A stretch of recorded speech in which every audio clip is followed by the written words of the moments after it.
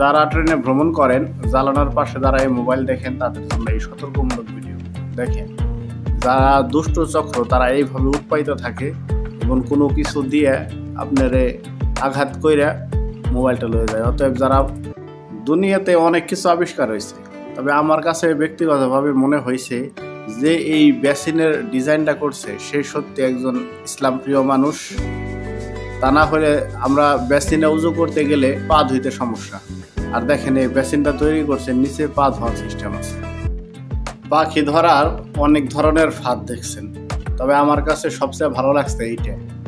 মানে একবার শুধু পাখি যদি খাবার খাইতে আসে আর কোনো সিস্টেম নাই। একটা প্রবাদ আছে না যে তীরে আইসা তরি ডুবাই দেওয়া হইলো, এই ঘটনাটা হয়েছে তাই।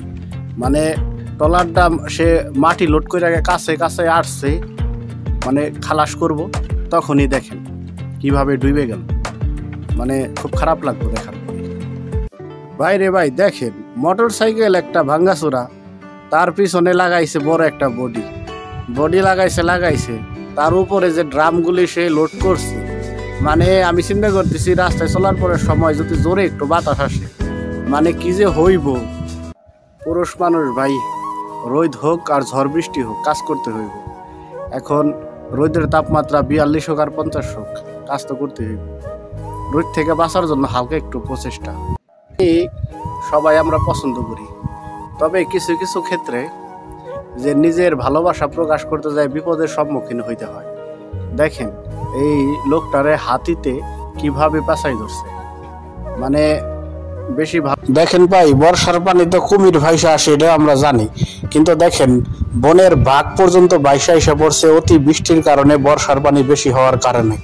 দেখেন এই নদীতে মাছ মারতে যায় এই লোকগুলি এই বাঘের সাথে দেখা হয়ে গেছে। কি ভয়ানক ব্যাপার। ভারী বৃষ্টির কারণে অনেক জায়গায় বন্যা হইতেছে। দেখেন এই বন্যার কবলে পড়ছে এই ছোট্ট হরিণটা।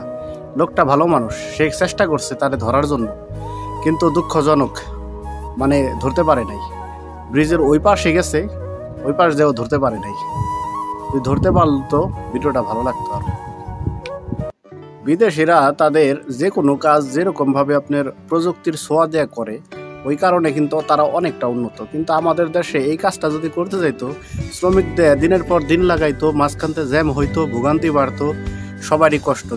এটা হলো মৃত সাগর, যেটা ইসরায়েলের অবস্থিত। এই সাগরে আপনি কখনো ডুববেন না। যদি গোসল করতে যান আপনি শুধু ভাইসা থাকবেন, যত গভীরেই যান বা যত দূরেই যান। তালা সবাই ব্যবহার করি। দেখেন যখন চাবির মাধ্যমে তালা খোলা হয় কিভাবে খুলে, এই ভিডিওতে দেখেন টুল ফ্যাক্টরিতে কিভাবে তৈরি করছে। বসার যে টুলগুলি আছে যেগুলি আমরা ব্যবহার করি বসার জন্য, মানে শত শত